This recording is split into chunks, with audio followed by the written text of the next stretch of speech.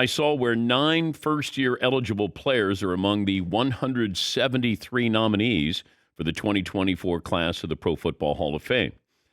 The 9, Julius Peppers, Antonio Gates, Brandon Marshall, Jordy Nelson, Jamal Charles, T.J. Lang, Josh Sitton, Max Unger, and Haloti Ngata. They combined for 12 first-team All-Pro selections, 42 Pro Bowls. And we go through this process every single year. And are we going to get to the point that Deion Sanders has talked about? We have too many in the Hall of Fame. And is there a way to differentiate, distinguish between those who get in first ballot and those who just get into the Hall of Fame? I have no problem treating those players who were special and having a special floor. You want to have a penthouse at the Pro Football Hall of Fame in Canton, Ohio? I think that would be pretty cool. But all you're saying is, if you get in on the first ballot, we're going to put you in a special place. Nothing wrong with that. You know, everybody's a Hall of Famer, but not everybody's on the same level of the Hall of Fame. And if you want to do that in other sports, first ballot Hall of Famer, I have no problem with that. I like celebrating more people going into the Hall of Fame. Deion says it's too watered down. And I understand that from his perspective because he wants to be in the penthouse with the other first ballot Hall of Famers. But these are the latest nominees. So there's 173 nominees on the ballot for the Pro Football Hall of Fame. But if I go through who's a Hall of Famer, and really this should be the litmus test. It's not. But if I say Julius Peppers, Hall of Fame, right away. Yes? No? Yes. Yes. Yeah? Yeah, Paulie? Yeah, long career, a lot of 10-sack seasons. Okay. Got suspended for... I think it was like a Fedra? A Fedra, yeah. Hey, I'm going to throw a curveball here. While Julius Peppers is a Hall of Famer, I think I'd rather have Haloti Ngata on my team. Mm-hmm. Now, I don't think Haloti Ngata's run was near as long, but as far as dominance, I thought Haloti Ngata was a wrecker. Okay, is anybody a first ballot Hall of Famer? Oh. That's different, too. If I say Antonio Gates, who was also suspended, he's a Hall of Famer, right? His numbers as a tight end. Now, he gets lost in the shuffle here with, Tony Gonzalez. You got Gronk. You certainly have Travis Kelce. Then you have the other tight ends. And Antonio Gates had incredible numbers. Never got to play in that big game, but he always had incredible numbers. Former basketball player. Yes, Mark. What do you say about those guys like maybe Shannon Sharp or Chris Carter that weren't first ballot, but in your head you're like, they weren't first ballot? That's surprising, almost like a T.O. also. Well, I don't know if the voters liked Chris Carter. I think his personality rubbed people the wrong way. It's not supposed to factor in, certainly with the Pro Football Hall of Fame. They're not supposed to factor in you off the field. At least that's what I've been told. But is Chris Carter first ballot Hall of Famer? Sure. Is Shannon Sharp first ballot Hall of Famer? Absolutely. But I don't think anybody here is a first ballot Hall of Famer. Julius Peppers, Antonio Gates, Brandon Marshall. Yeah, Hall of Famers, but I don't, at least the first two, Antonio Gates and Julius Peppers, Hall of Famers. I'm glad I don't have to vote on this. I struggle enough with the Heisman Trophy. Like, I really care about it because I understand the significance of it. I knew what it meant when I was growing up. I don't know if it means as much to these players, maybe as much as it's just a marketing thing for them. Chance to, cash in, maybe do a, Nissan Heisman commercial with Baker Mayfield. But when it comes to Hall of Fame and, being able to get in, when you get in, is it a veterans committee? But voting on this is really tough. And what happens is you get guys who come in and basically will stump for somebody. They'll campaign for somebody. They go in trying to sell you on why this person deserves to go in. I don't know if you have people who go in and say why somebody shouldn't be in, but you do have people representing these athletes. Tom Brady famously wrote a letter for Jason Taylor of the Dolphins, talking about how great. I mean, if you got Brady endorsing you, how can a voter go, well, I don't know. It's that guy was chasing that guy, and he wrote a letter about how great Jason Taylor was. Yeah, Paul. Okay, there's a guy like Brandon Marshall who was a great wide receiver, but may have trouble getting the Hall of Fame because his career went for a few places. Denver, Miami, Chicago, Jets. But let's compare Brandon Marshall, the wide receiver, to Calvin Johnson. Calvin Johnson had 1 season with 100 or more receptions. Okay. Brandon Marshall had 6 seasons with 100 or more receptions. Calvin Johnson had 1 season with over 10 touchdown catches. I'm sorry, he had 4. Brandon Marshall also had 4 seasons with over 10. But Brandon Marshall didn't do it for one team. It's weird. Like, Brandon Marshall might have a tougher time getting to the Hall of Fame than Calvin Johnson.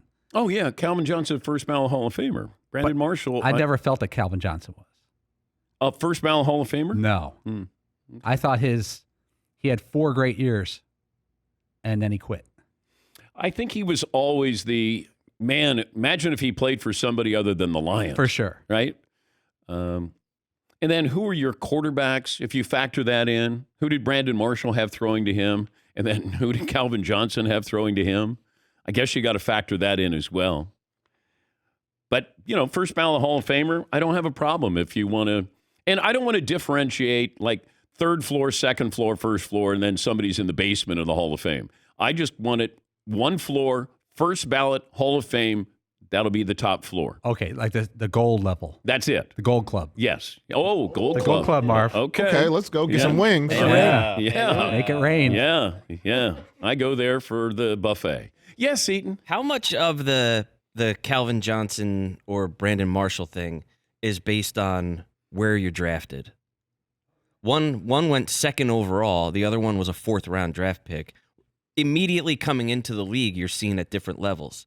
So Calvin Johnson going into the league was already like a super stud wide receiver because of just based on what he did in college and where he was drafted, right? But sometimes you won't get the recognition because you're supposed to be great, as opposed to, oh my God, have you seen this Cooper Kupp guy? Like, he got so much attention because nobody knew who he was, as opposed to this guy coming into the league. He's supposed to be great. And I think sometimes that can work against you. Just like, Paulie's saying, Calvin Johnson only had 4 seasons that were great. Yeah, in my opinion. Yeah, but he should have had more. He's Calvin Johnson. You were a high draft pick, whereas Brandon Marshall had maybe better numbers, more consistent numbers for a longer period of time, and he was more of a surprise. You kind of feel like with Calvin Johnson, though, and his career, it wasn't his fault that the Lions weren't winning. Exactly. You know what I mean? It wasn't his fault. Yes. It was everybody else's fault. Somebody else should have done something more because he did what he was supposed to do. But is he the receiving version of Matthew Stafford? Oh, yeah. Matthew Stafford's going to be a Hall of Famer because he won the Super Bowl. Right? No, but go ahead. No, not Marvin's saying he shouldn't. You're saying he is. You're both right. I'm saying he's going to get in. I'm saying because if he just had his career with Detroit, to me, he's not a Hall of Famer. I mean, he's just a, East Coast version of Phillip Rivers. Yes, Marv. Matthew Stafford has, I think, 1 Pro Bowl. Not even like an all-pro. Not even a season. He doesn't have like a Matt Ryan type of season where he was the MVP. Well, and he's got a Super Bowl. Put Brad Johnson in. He has accumulated. He's a compiler, and then he won a Super Bowl. Okay. Put Trent Dilfer in. He got a Pro Bowl too. Yeah, but his numbers aren't close to Matthew Stafford. He had Calvin Johnson. Yes, Paul. You can make the case the Detroit Lions had the most physically talented running back, wide receiver, and quarterback in the last 50 years. Physically talented. No one questioned Matt Stafford's ability to throw the ball. I mean, big arm, one of the biggest arms. Calvin Johnson. Not literally. Yeah. No, I don't think it's that big. But I think Barry Sanders and Calvin Johnson are like first ballot ability. Yes. I would agree with that. Sorry, Lions fans. Yes, Seton. This is a very local reference, but I'm sure a certain portion of our audience will really appreciate it. This person, Matt, wrote, "The Hall of Fame is like living in Laguna Beach. Some people live on the ocean. Some people can see the ocean. Some people live in a 70s house obstructed by someone else with more money, but you all live in Laguna." I get it. Thank you, Matt. I get it, Matt. Well done. That is the Hall of Fame. Yeah, You're on the beach in somebody's Laguna on the beach or somebody's Yes. looking at your house on the beach. Yes, Dion is on the beach. But they could still walk to the beach when they need to. Yes, somebody's got an obstructed view. Yeah. And they're in the Hall of Fame. Yes, Todd. Isn't it possibly giving the voters too much power if we make separate wings or have this special wing that this group decides who should be in the penthouse? Wouldn't you be interested if I said, I mean, how many times do you go, wow, can't wait to see what the results are of the Hall of Fame? Where you go, for the most part, we know who's going to go into the Hall of Fame. I mean, sometimes we're surprised, but to be a first ballot Hall of Famer, now all of a sudden you get a celebration on top of a celebration, and then you get the first ballot Hall of Famers who then welcome him into the club. But is it the best interest of the Hall of Fame and the NFL to have? We want to create this debate forever in the Hall of Fame. It's like, how is this one not in the penthouse, or this one is in Yes. there but shouldn't be? Yes. Is that a good thing? Yes. They want conversation. They want debate. Absolutely. If you went to the Hall of Fame and I said there is a gold club, are you going up to see that? Are you going to make sure that you go up and see that? If I'm already at the Hall of Fame, it's a curiosity. But I think ultimately, for me, I think you either make the Hall of Fame or you don't. I'm uncomfortable with wings or special section of the Hall of Fame. I love first ballot Hall of Fame. That's it. You could put that on the plaque somewhere that you were first ballot. I don't know about like those busts go to the top floor. Oh, I definitely want it. Yes, Eden. Yeah, I agree. There shouldn't be wings. There shouldn't be anything. The only designation is you were either first ballot That's or all. you got in. That's it. That's it. That's all you need. Yes. Because first ballot is something special. Yes. That's it. I love it. Yes, Marv. Can you imagine T.O. looking at Steve Largent? Like, wait, he gets to go into the champagne room? He gets to go into the club. I do. I'm down here. I could see the velvet rope. I was better than him, or maybe as good. Can you imagine that type of pettiness going on? You didn't get in. The voters' fault. Don't blame Steve Largent.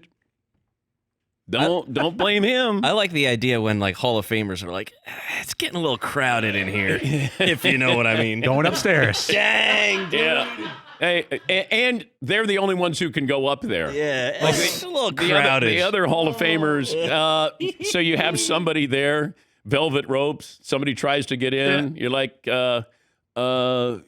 I think second. You were second year that you. I'm so sorry. Hey, wait, I'm a Hall of Famer too. I know you are. Yes. Sure, I know. You're yes. but I not know. on this floor. Not really, You're a no. Hall of Famer downstairs. Yeah. Yes, Paulie. You make James Harrison the bouncer. He's just a jack standing there waiting. You know when you go to those real nice hotels and you got to go in the elevator and swipe your card to go to your room and you press 4 and then you swipe your card and you hit PH and it won't let you go to PH. Yeah. You get those kind of cards. Yes, Todd. But within this gold club we're talking about, is there a main stage and then a periphery? How far do we break it down? Or is it just that one penthouse level? Or there even is within the best of the best? No, Todd. No. It's just keep it simple. It's one floor. I don't like it. All right. I know you don't like it, but it's a top floor. It's the Gold Club. It's first ballot. You also had mentioned something about different colored jackets. I don't know if you were being facetious or you'd like to see different shades of gold I think and yellow. Dion talked about that. Yeah, that's a little far. But once again, you stand out in the crowd, and then people go, oh, wow, who's that? He was a first ballot Hall of Famer back in the 60s. All it is conversation. You want to create, this. This is what you want. We just filled up 10 minutes He's here. wearing the red jacket. He's kind of made the Hall of Fame, but that's questionable. That's not true. There's no red jacket, Todd. If they went in that direction ever and did No, shades of what did colors I of just gold. say? Yeah, okay. What did I just say? It's really simple. First ballot, we're going to put you up on the top floor. You can have a gold jacket, a more gold jacket. And this little group of voters gets to decide the immortality of the penthouse. They're deciding the immortality of the Hall of Fame. Yeah, but if it's just you're either a Hall of Famer or not, it's one thing. But now you're deciding who gets their bust on the top floor. This group, some of them may not like a certain player or they're old and they haven't been following some of the years. That's Who knows? what happens getting into the Hall of Fame. Yeah, Right. They're doing it either way. Yes. They're deciding who gets a bust and who doesn't. Yes. But it really stands out more when you're now designating these are the real Hall of Famer. Man. It's just me.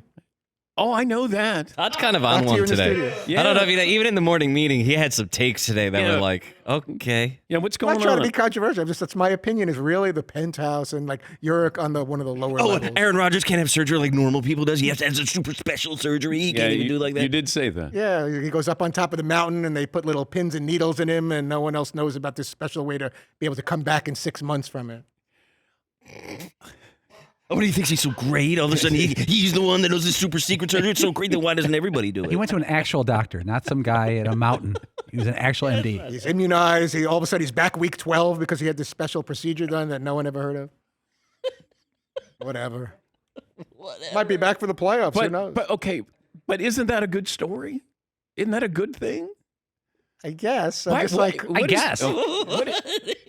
Well, I Rodgers. just want it seems like Aaron Rodgers has something figured out that the rest of the world of athletes don't know about. Good. I mean, if he did find something, great, and he can come back, great. Shohei Ohtani having surgery.